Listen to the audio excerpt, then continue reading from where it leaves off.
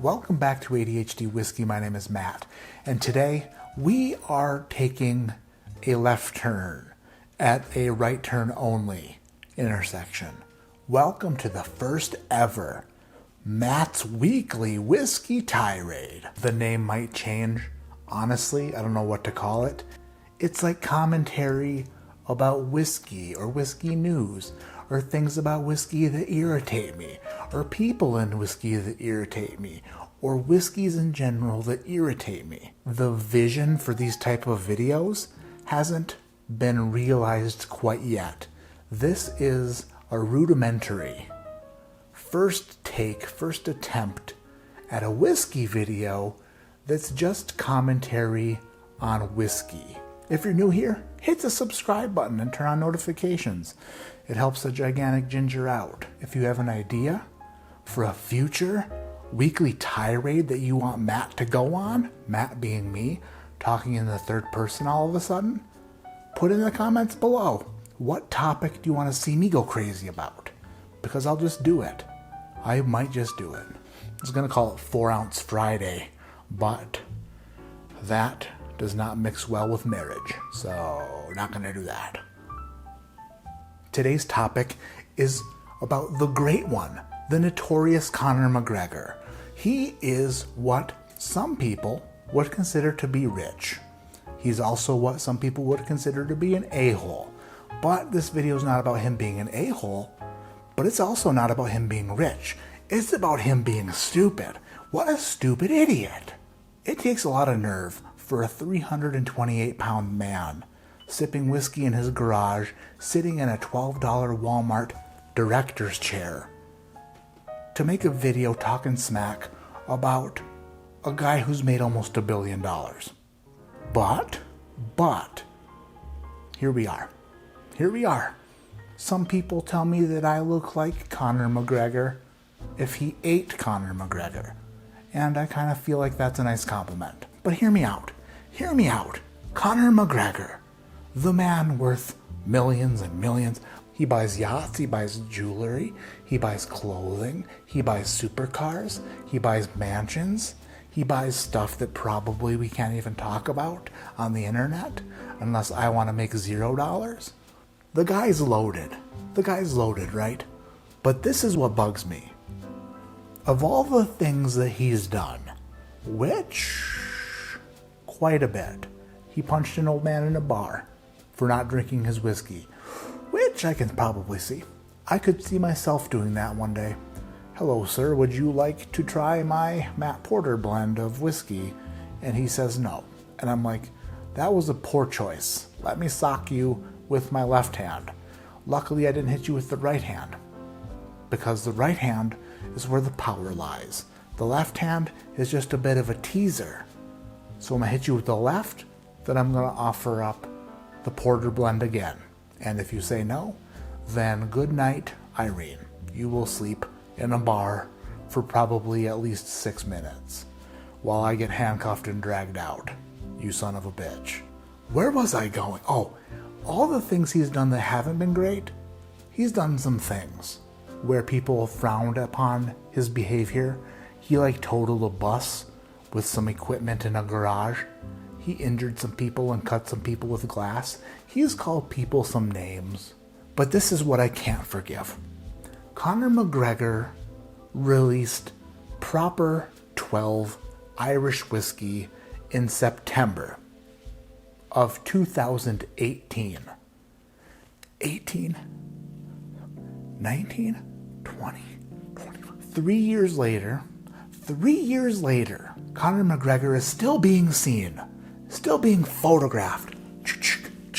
Conor on the red carpet. There's Conor, there's Dee, his fiancée, with a bottle of proper 12. And that's proper stupid, according to me.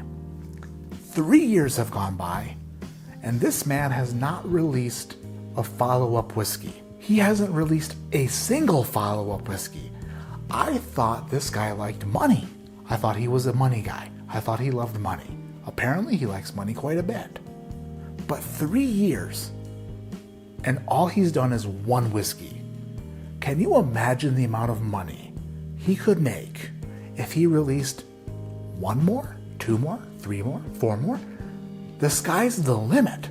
The whiskey community in general loves new whiskey. Conor McGregor has released one, and he's made a lot of money with it. If he released another variation of Proper 12, or maybe like a step up, maybe like an age-stated Irish whiskey, or like a finished Irish whiskey, or some sort of limited edition Irish whiskey, or some sort of any other type of whiskey. Shit. Las Vegas is his second home. Why doesn't he release a bourbon whiskey, or an American whiskey, or a American/Irish whiskey blend like some dum-dum that would make way more money than I could ever imagine? Frustrating. The whiskey industry's good. He figured that out. He figured that part out. But he stopped way too soon. Let's say he's up to the eyebrows or eyeballs or whatever he's got in work. Let's say he's overworked and he just can't swing it. He can't literally think about anything else because he's so busy. Here's an idea. Tell some fat ginger who works at your whiskey company to come up with an idea to make you more millions. Because anything, any release, any other whiskey release with his name on it would be a huge success.